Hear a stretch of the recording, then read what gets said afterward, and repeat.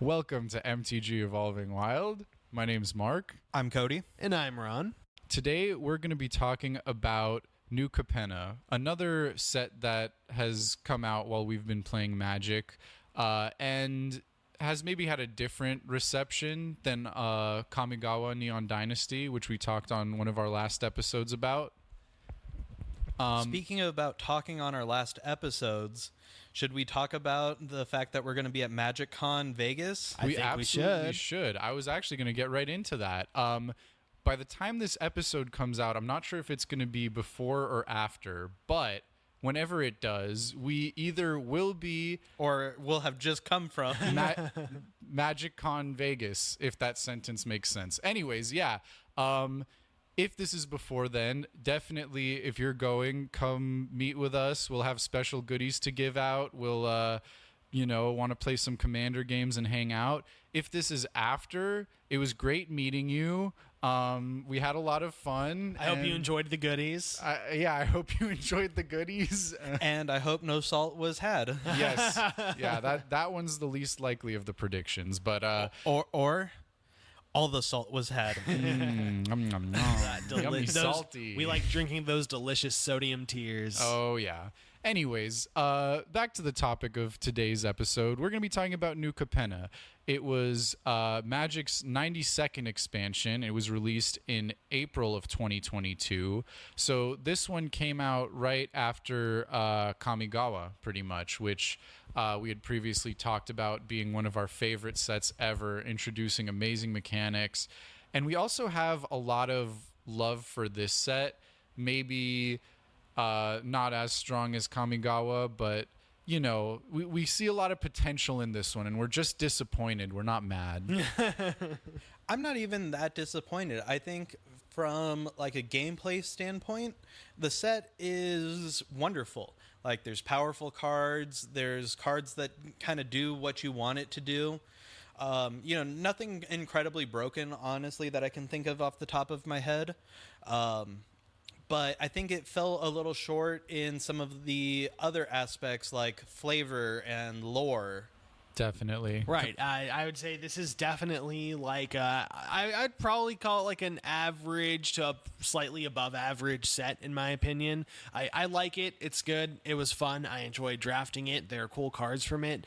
And at the end of the day, yeah, I'm happy that it's around. But unfortunately, I almost wish I had a little more to say about it. I think it was a really fun set, and the drafting experience and the cards, a lot of them are like a lot of fun playing the draft, and a lot of the cards are maybe a little bit slept on. Some of them are better, some of them are worse than people might think, but they have the set's filled with really good cards, and honestly, I think it's like one of the most like, I don't know, if you're looking to buy Magic cards and you want to get good ones, but you want to get cheap ones, like this is probably the set to buy from right now, because like draft boxes are like under $70. Like that's almost unheard of from a modern release. I think we just saw that collector boosters were under 100. Not under Wow. 100. Set boosters were like 80 or something like Oh, that. okay. But collectors are like under 130, I think. Still on the low end for It's sure. extremely on the low end. And given right now the cards in the set don't have a lot of value, but I think, again, they're being slept on. There are a lot of really powerful cards, maybe not as many as other sets, but definitely a lot of potential in it. So this set takes place in a modern urban gangster kind of city inspired by 1920s Yeah, America, it feels like. Yeah, a very sort of modern, almost, I don't know if sci-fi is the right word, but a fantastical take on like the Roaring 20s. it's whereas Kamigawa was more like the distant past meets the distant future. New Capenna feels very like modern or as close to like a modern real world set as we've gotten. Yeah. Like there's the skyscrapers, there's like literal cars, like even literal guns sometimes, like little like sort of little electric blaster things, and but yeah, no like, mech titans or mech suits, and also no like you know spirits from a spirit world or anything like that. So slightly more grounded in some sort of closer reality to ours. But yeah, definitely has kind of an Art Deco vibe. A lot of the special art cards really push into that Art Deco aesthetic, and that is really cool to see on a Magic card, like just that framing and everything and the foiling that comes with them. Yeah, it was a really unique sort of take that we haven't seen before, and I think there was a lot of hit or miss, but overall, really cool. Especially those gilded foils. Yeah, that's what I'm talking about. The gilded foils with the Art Deco like gold lines running up and down Oh them. yeah, no, I mean, I honestly loved the art and the theme of everything. My main, complaints come from like a flavor and lore feel of the set. Yeah. So the set is based around 5 different demon crime families, each of which occupy like a 3-color combination of like magic colors. And some of them like do not feel like they should be demon colors at all. Like Absolutely. blue, white, and green is a whole demon crime family of lawyers, if I'm not mistaken. Oh, Yes, no, they they're are the bankers, lawyers. I believe. No, they're the I thought lawyers. I thought they were the bankers. They could be both. Pretty Banker sure. I think they're lawyers. Pretty sure it's the lawyers. Either way, like Goody Two Shoes demons, a little bit strange. It's made even stranger by the color combination. Like white, green, blue are typically like the pacifists in, magic lore. They're the good guys. You think of maybe like angels and knights in those colors. Right. I mean, yeah, it's really interesting because while really you can take so many meaning off of an individual color, because any color taken to an extreme can lead to a bad thing. Mono white can be Superman, or mono white can be Elish Norn. And I feel like in that same regard, because white, blue, and green cares about an overall collective, maybe it's taking that to an extreme. I think that was something in the lore of Arcades when he built his city. He kind of had everyone, all the people worship him, but in turn he built it into a great but very conformist type society, if I'm getting my lore correct. Still a little bit odd for demons. I agree. Yeah. Bird demon. When lawyer, you think of maybe demons, you banker. don't think of like conformity, or when you think of demons, yeah, you don't really think of conformity or like order. Yeah, exactly. I mean, like, and truthfully, like, the set probably could have benefited from, less crime families and, like, adding in some things like the police almost, so, like, they could have been combating the families.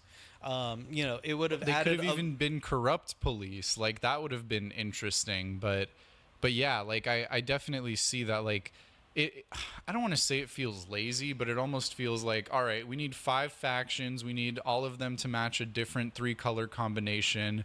Let's just make them all demons. Like, yeah, it almost does feel lazy. Is the like term I would It feels use? like they're stretching it. They're really. It almost feels like it's there because it needs to be there. I would. This might be jumping ahead a little bit to certain cards, but I would venture that this like set's theme, like the 1920s demon crime families and the 3-colored tap lands, the triomes, like maybe those were both not intended to be released in the same set, but then they were just like, well, it's lining up, we might as well put them together. Like, I mean, I think that you could have still had all of this, like you would have added more of like a, Kevin Costner, Sean Connery type feel to, with like the Untouchables or something in that vein.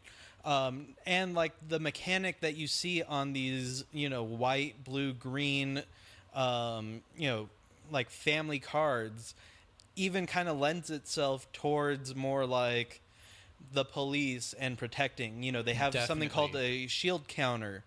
Like the badge is their shield.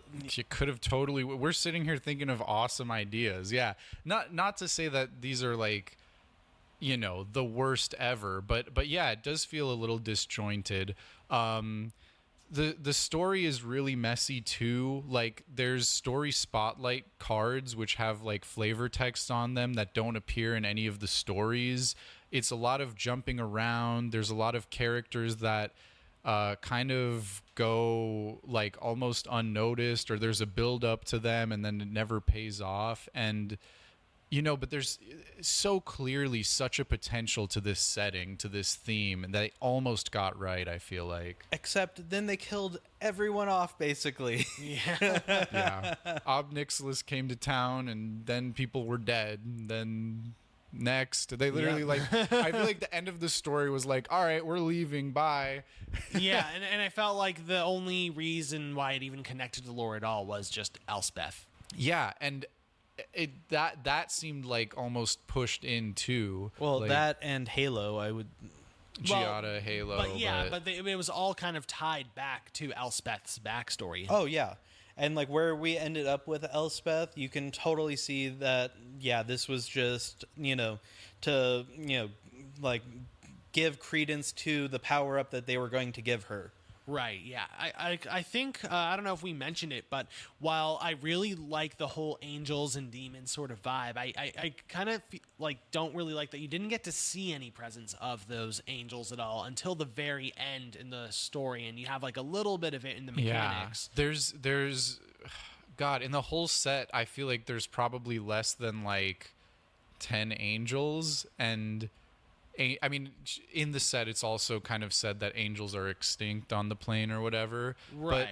But the plane really would have benefited from like a blue, green, white angels tribe. Like, that would have been very cool and would have fit so well into the set. And maybe they could have been, struggling against the demon forces because their angel overbearers have left them or something like that. Definitely. So now they're kind of like your rundown Jim Gordon type cops in a hopeless sort of city of rats type of deal. This is why I say this set has so much potential, because like we're sitting around here and just coming up with ideas, and like, I don't know, all of those ideas sound super exciting, but the way they went with it ultimately was just like, nah, we'll just make them all demons. Like, who cares?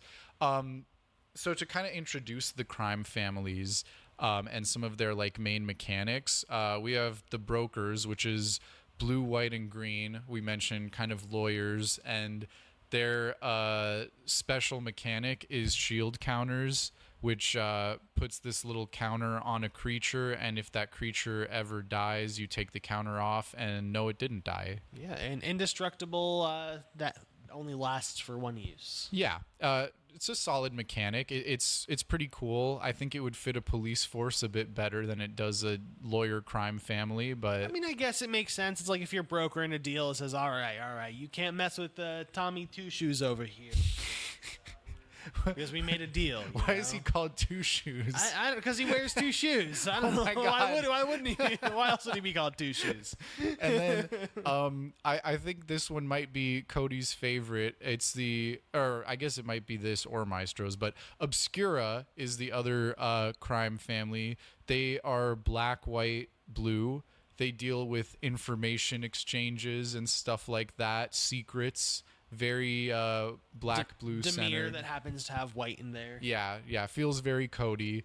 And their main mechanic is Connive, which allows for additional card selection most of the time, and potentially to make the creatures a little bit stronger as well. Yeah, and to connive, you have to sacrifice a creature? No, connive is you draw a card and then discard a card, and if you discarded a land, I think... Oh, no, if you discard a non-land, right, the creature gets +1/+1 yes, counter. you could even take advantage of your creatures being in the graveyard that you discard. If you discard creatures or other sorts of things, you can recycle. It's very card draw focused. It's very like it even has that aspect of white where it's making like the creatures stronger a little bit. So it is kind of a good It's mix. like, to what extent you use the black and the blue to kind of gather the information, and the white is to the extent you use it. Yeah, that's a good point. What do you think, Cody? Do you think that Maestros or Obscura are more your favorite? Maestros, definitely. All right. Well, let's get into Maestros then. They're the red, black, and blue guild, and they make a lot of sense to be demons. Those colors kind of work really well, actually, for demons and combinations, like the big bad guy colors, really. Which is so hilarious because they were essentially the good guys in this story. How did they get... Literally, you're right. We agree that this gang should have probably been red, a different color, I believe, like red, green, white, kind of. Maestros? I believe for the that's for the Riveteers. I'm sorry, for the Maestros themselves. Yeah, I mean they're still pretty cool. They were like the Very collectors. Cool. I remember Xander the Collector was like. Yeah, I kind of like them because it felt like they focus in on extravagance, sort of, and they really honed in on that like high end life of like the 1920s. Like I don't know, Xander almost was like my first experience with this set coming out when everyone was seeing this like 7-mana commander that has like a really strong effect, and they were like losing their minds. And ultimately it's kind of like a whatever card now, but still it kind of really set the theme of like, okay, like this is the sort of aesthetic we're going for, and I feel like he's almost like a poster child for the set. Yeah, I would kind of liken the family closer to like the Corleone family from like The Godfather. You know, like it's more about like community protection, while at least still being a protecting crime the family. people on top in this, but that kind of gets to the next point: is their mechanic is casualty, which doesn't care about protecting the little guys. That just cares about benefiting the bigger picture, kinda. I know, honestly, like the mechanics and the cards are fine. Like I enjoy all of them, and I think that they're really great and like fit the colors and everything. I just like the story just drives me nuts on this because they like totally got everything wrong. It feels like story wise. Yeah. The casualty mechanic says that I believe it's when you cast a spell, you can sacrifice a creature, and if you do, you can Instant copy or sorcery. the effect. Yes, you sacrifice the creature with power equal to whatever the casualty cost is. So it's either Right. casualty 1, 2.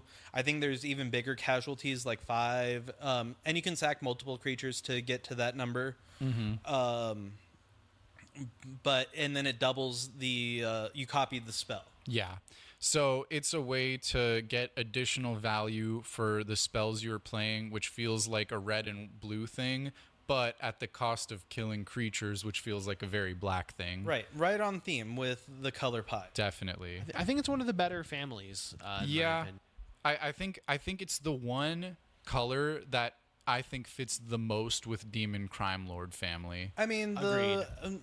Esper, white, blue, black also fits in pretty well. Yeah, I just think this one fits the most well, but Because, definitely Grixis is the villains. it is, and it would even if they had to pick one crime family demon boss color, this would be it. Exactly. Yeah.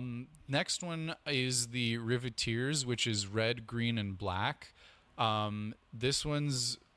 They're like the Teamsters. They're the union guys. the people building the buildings and stuff like that. Yeah, it's Boxing almost fights. it or seems like they're something. almost like a corrupt union type. Yeah, something along those lines. They're And Jimmy they're- Hoffa. and their mechanic is called Blitz, which, if I'm not mistaken, it enters if you pay the Blitz cost rather than the regular cost. It enters with haste, and when it dies, you draw a card. Yes. And then you have to sacrifice it at the end of the beginning of your end step. That's right. Yeah, it's or maybe it doesn't necessarily draw a card, does it? No, it does. It does. Let me. And it doesn't even matter if it dies due to you sacrificing it or dies some other way. Yeah. So, I mean, that feels very green, black, and red. I mean, very Jund, sort of like death Comes sort of in matters. fast, dies. Strong, dies. Doesn't even matter if it dies. You're going to generate value off of it. This was, I think Blitz was like, when I was playing pre-release, that was like the main strategy I was using was blitzing in creatures. Like, they come in fast, they hit hard, they do something, and then they leave at the end of the turn, and when they leave, I get to draw a card. Yeah, great mechanic. It was really solid mechanic. I think it really fits the colors well. Because, I mean, the card is like speeding in, which is very red. The card's dying at the end of turn and drawing you a card, which is very black. And then, like, it's usually making like a creature that has some kind of like effect when it hits the board, which is very green as well. So kind of hits all those colors. It's a great mechanic. And the last demon family, crime family, is the Cabaretti. And they're all about the party life, I guess. Yes, They are the extravagant ones, really. They're just making a bunch of little guys, and they care about citizen tokens, I know, right? Or like they just getting all the people to get the biggest of parties. The biggest parties, biggest dance feast, group, biggest fees, lots of tokens. Yeah.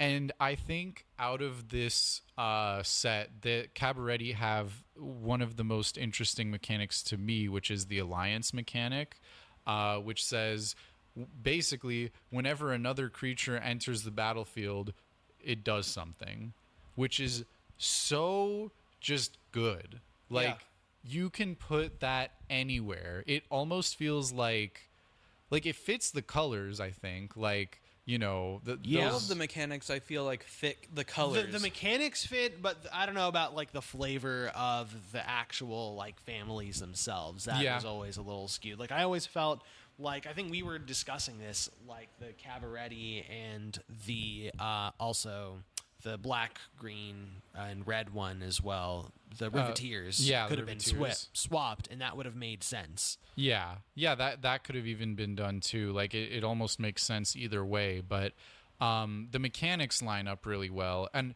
out of all of these mechanics, I know because of various reasons, Connive was seeing a lot of play in a lot of like other formats, but I feel like Alliance has the most like potential to just get like reprinted randomly in some completely different set. Oh, definitely. Just because it is so like generically like good and easy to write. Like it just feels like it happens so easily.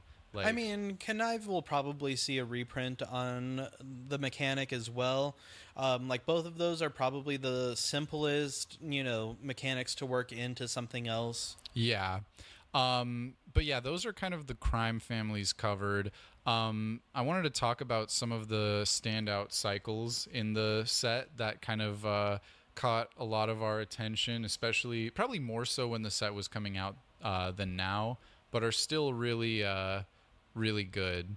Like the Shard Triomes or the... Okay, I mean, Triomes are just generically good cards, really. Yeah, they were just completing out the cycle that we saw in... Started in Ikoria. Yeah. Was it Ikoria? It was. Yeah, it was Ikoria. That's why they're called Triomes, because they were all the Triome. It was like Indaltha Triome. And you know what? Yeah. I'm really upset that they didn't keep the name Triomes on the cards, because now like they're all like... I don't know, something hideout. Headquarters. Yeah, the Broker's Hideout, Obscura Storefront, I think, right? No, that's the other land. Like, they have such forgettable names for these cards, too. I mean, I just know two of them I want to say. I know Falco Spara's headquarters is... Just Spara's headquarters? Or I think it might just be Spara's headquarters. Yeah, it's Spara's headquarters, Cabaretti Courtyard, Zayator's Proving Ground. Yeah. Xander's Lounge. Yeah. And... What do we got? Rafine's Tower? Rafine's Tower, yes. Okay. Jetmir's Garden, did we say that? Oh, I thought it was Cabaretti. No, Cabaretti Courtyard's the other. That's the other one, yeah. Jetmir's Garden. They're all like named after the crime lord boss of each of the factions, which is fine, but I feel like they could have had some kind of easier naming convention. Like really, this set to me feels like it could have benefited so much more either by not needing every color combo to be demon families or not having to stick to the 3-color thing, but they wanted to stick to the 3-color thing because these tricolored lands needed like the cycle finished out. Or at the very least, if you're going to make so many naming conventions after these important characters, at least keep those characters alive. Yeah, or relevant, memorable, yeah. And but yeah, so I mean, unquestionably, these cards are really good. These 3-colored lands that have all 3 land types on them. We've seen them in Ikoria before, and some of the cards from Ikoria are almost hitting $20 right now. The most expensive Triome from New Capenna is like not even $9. Rafine's Tower? Not even Jetmir's Wow. Garden. What? Yeah. Because, it makes sense that it would be a forest. That's a good point.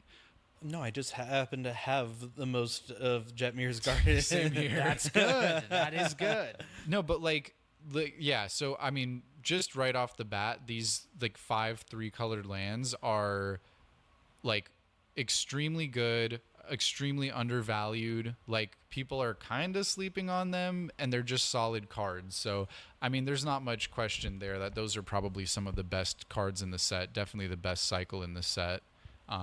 Really good for color fixing, really good for card draw in a pinch. Like they're just good. I guess the other cards that we had a cycle for that honestly I do find some use for are like the charms. The charms definitely have like Their uses. They have their uses sometimes. They're modal, right? Yeah. They have 3 different They modes. kind of work like the Ravnica charms. Yeah. They're definitely good. They're 3 of each color, or 1 of each color. One for each family, colors. yeah. Yes. So they ultimately cost 3. But yeah, they're still usable for sure. The other cycles, I mean, probably most obviously the crime bosses. Oh yeah. Each of the crime bosses like is their own color combination. The cat demon, the bird demon, the dragon demon, What are we missing? vampire demon, sphinx demon. Yeah, that's all Yep. 5. All of those are really good commanders. I can't think of one that's a bad commander. Maybe Falco Spara, the bird demon. I feel like there's it a lot you requires could a do little with building that. around, but like he's still a solid commander. Yeah, I feel like he's actually a potentially really cool commander. But, We've definitely seen the dragon demon Zayatora go off in one of Cody's decks. Oh my god, yeah. What? No, I would never play something degenerate like that. But another kind of set like where these cards are really solid and maybe at the moment a little bit like overlooked, like really good cards that just I don't know, they're not holding a lot of value right now for whatever reason. Maybe it's because of the story or because of the forgettableness of some of them, but there are some really solid ones. Another one of the cycles is the Hideaway enchantments. Remember when those came out and we were all excited about Hideaway again?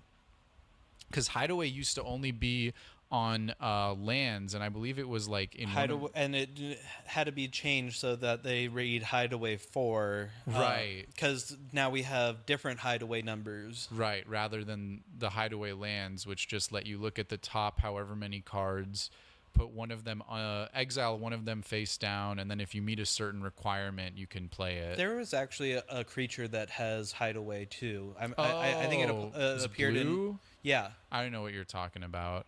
Can't think of the name or what it does, but I know what you're talking about. But yeah, in this set, I know there was like the boxing ring kind of that had Hideaway. Let's see. There was let me look this up. Oh, real fight fixing or something. fight rigging, that's what it was. If I put hide. Nope. Anyways, yeah, that cycle of effects was pretty forgettable, I guess. Yeah. We haven't really used many of those. I almost used the green one time.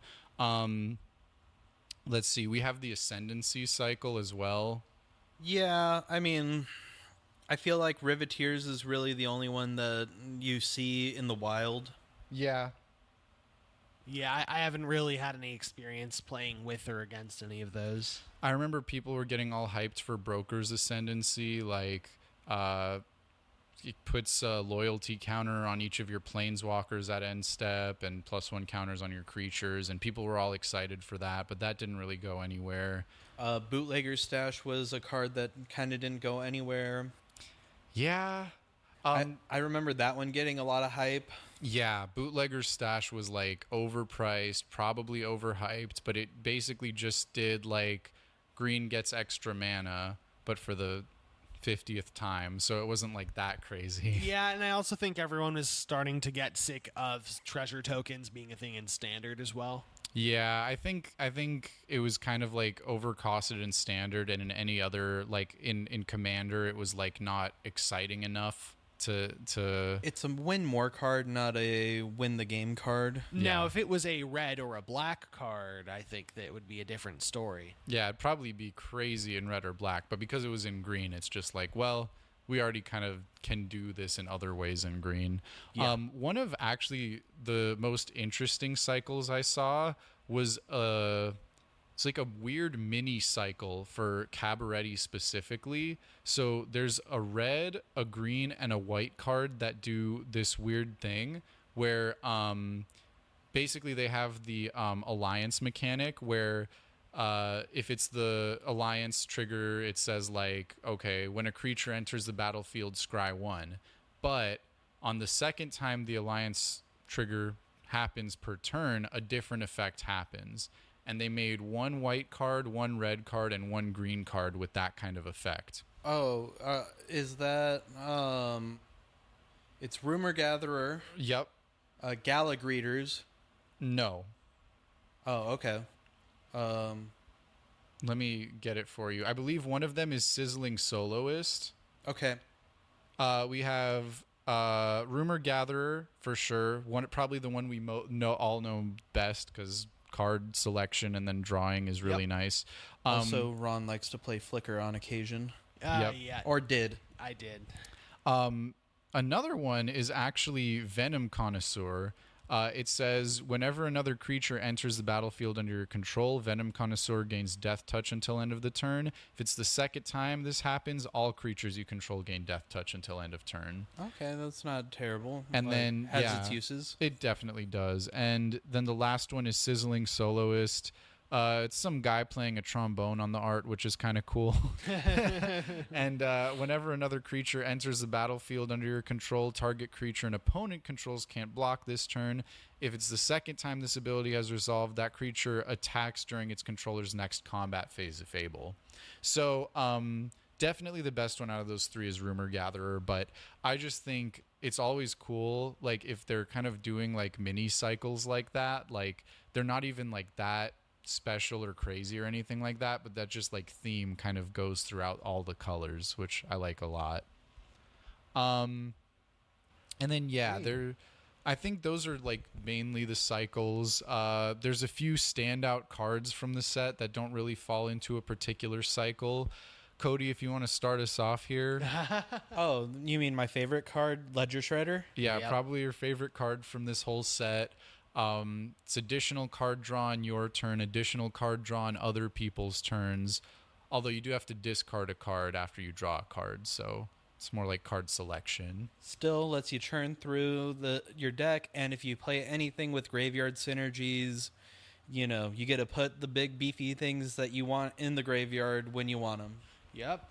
And then you just have a massive flying attacker and blocker, which is Yeah. just crazy good value. That's true. That's right. I remember Ledger Shredder becoming like a big creature too. Like it started as just additional card value, but then eventually it's like, well, there's like a 6/6 flyer on the board and nobody has blockers for it. That's Like, right. Yeah. definitely- Punch in the face. Definitely can impact a game. Halo Fountain was another really cool card they introduced. Oh, it's an awesome win con in white that like zeroes in on what white wants to already be doing, it feels like. Making a bunch of little tokens and untapping them. Yeah, it's a very fun card overall, I feel. We kind of touched on Bootlegger's Stash already. Kind of just what you for each land that you tap, or you can tap a land to make a treasure. Yep. And basically just lets green get more mana, and it already kind of does that, so doesn't need to do that again.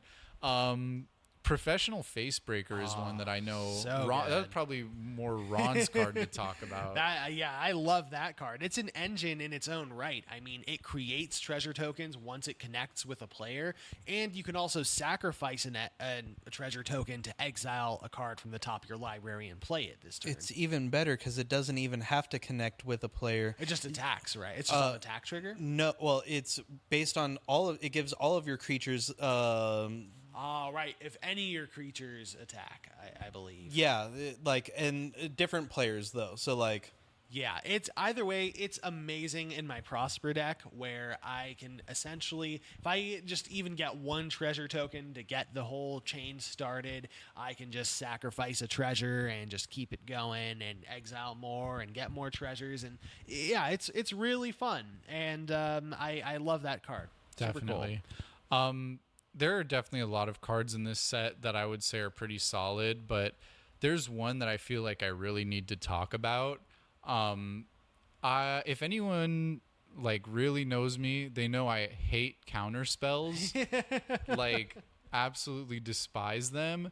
And I think there was like a stroke of genius in one of the counter spells that was printed in this set. An Offer You Can't Refuse is like a counter spell that I play in my only blue deck. And like it's just such a good card, and it's so good at like not making your opponent upset either. I mean, I wouldn't always say that, but I will say it's a good flavorful card. It's a great flavorful card. You basically get to counter a non-creature spell, and the person whose spell you countered gets to make 2 treasure tokens, which you can use to cast something else pretty much right away. It's a great strong card. I mean I love low CMC cards. 1 mana to counter a spell, great. Non-creature still great. Good enough. Yeah, good enough. And just to like, I don't know, like, yeah, you get rid of the thing that needs getting rid of. Like somebody's about to drop like the game winning card. Yep. If you can counter that, but you still let the person who played that spell get something else out of their hand, like still play something else on their turn. and honestly, I would so much rather give someone 2 extra mana for like one occasion than to let them drop a game ender. Exactly. Yeah, it's like you wouldn't be using this spell if whatever you're counterspelling isn't going to be better than the treasures. Another card that they printed was a Praetor, again because they were slowly building up all of these big bad guys over the course of the lore with these new sets introduced, and this time it was Urabrask. I think we've had a whole discussion in the past about why this particular Urabrask disappointed us so much. Look how they massacred my boy. Yeah, so much potential, could have been so much better, but at the end of the day, at least we got to see him, I guess. It should have been 3 mana. Should have. Or 4. No, 3. But yeah, I think like, on the cherry on top of this set being like lost potential was them making Urabrask such a weak card. Like Urabrask has always been a weak card. he has not always been a weak card, because the most recent Urabrask they printed is actually very good. Okay, He is, fine. but up until that point, even then, while he was the weakest of the Praetors, at least he was a very usable card. Like even in the Exile Matters decks that you would be using this Urabrask, there are better options that exist. Yeah. Absolutely. I mean, there's just he's meh. It's a good way of putting it. Listen, again, other Urabrasks, the first Urabrask giving all of your creatures haste and making all of your opponent's creatures entered tapped, extremely usable in the right decks. Extremely. Oh, definitely. But I mean, like, truthfully, like I feel like you would care less about, other opponents' creatures entering tapped and you care more about the haste. And they're in red, they have way better haste enablers for that kind of thing. It's like haste enabler plus minimal stacks like stapled together onto one body, which I think is fine.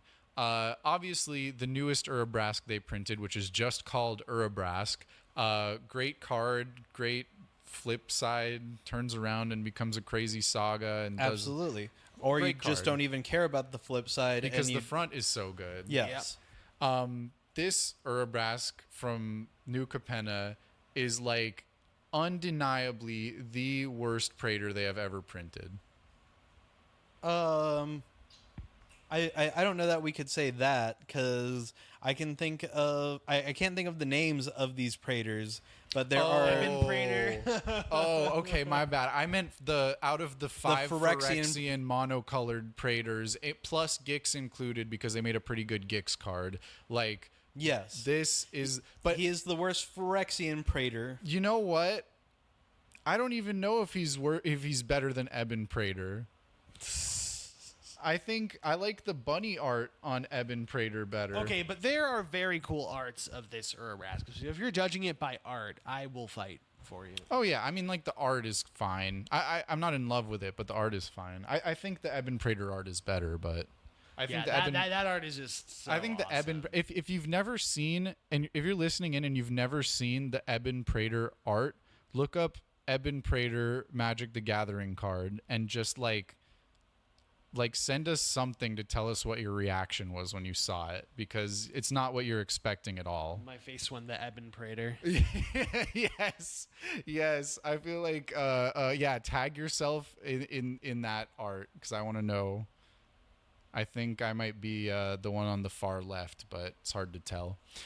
But yeah.